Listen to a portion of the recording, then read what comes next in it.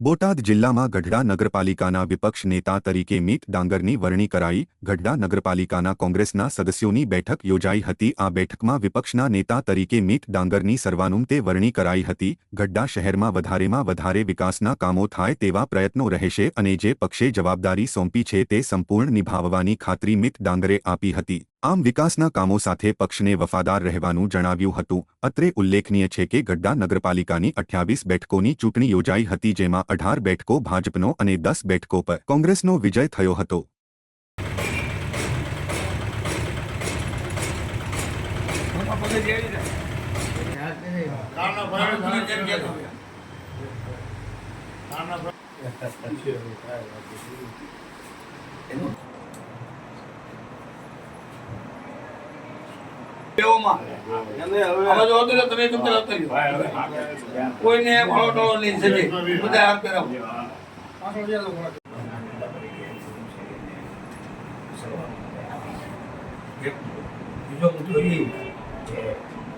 શક્ય હોય ત્યાં સુધી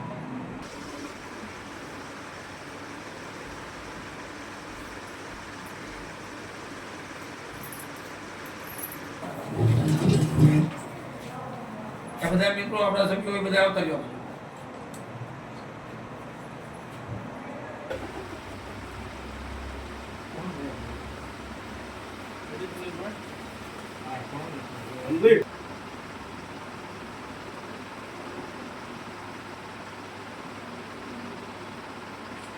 ડાંગર મિત પ્રભાતભાઈ, ગુજરાત પ્રદેશ સમિતિ, બોટાદ જિલ્લા કોંગ્રેસ સમિતિ, ગઢડા શહેર ગઢડા તાલુકા કોંગ્રેસ સમિતિનો ખૂબ ખૂબ આભાર માનું છું કે મારી ઉપર આ વિપક્ષની જવાબદારી આપી છે।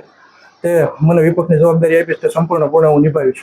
મારું નામ કિશોર વેલાણી, ગઢડા શહેર કોંગ્રેસ પ્રમુખ। આજે જે ગઢડા નગરપાલિકાની અંદર વિપક્ષના નેતા તરીકે મિતભાઈ પ્રભાતભાઈ ડાંગરને જે નિયુક્તિ કરવામાં આવી છે એ અમારા ગઢડા શહેરના અને જિલ્લાના અને પ્રદેશના જે તમામ જે નેતાઓ છે અને ગઢડાના ખાસ કરીને પીઢ નેતા એવા અમારે કનુભાઈ જેબલિયા, જે ખરેખર મોટું મન રાખીને એક યુવા જે ખરેખર થનગનતા ચહેરો છે એવા મિતભાઈ ડાંગરની ઉપર કળશ ઢોળી અને આજે સર્વ ગઢડાના તમામ કાર્યકર અને જીતેલા તમામ સભ્યો ભેગા મળી અને મિતભાઈ ડાંગરની અહીંયા વિપક્ષના નેતા તરીકે નિયુક્તિ કરવામાં આવી છે।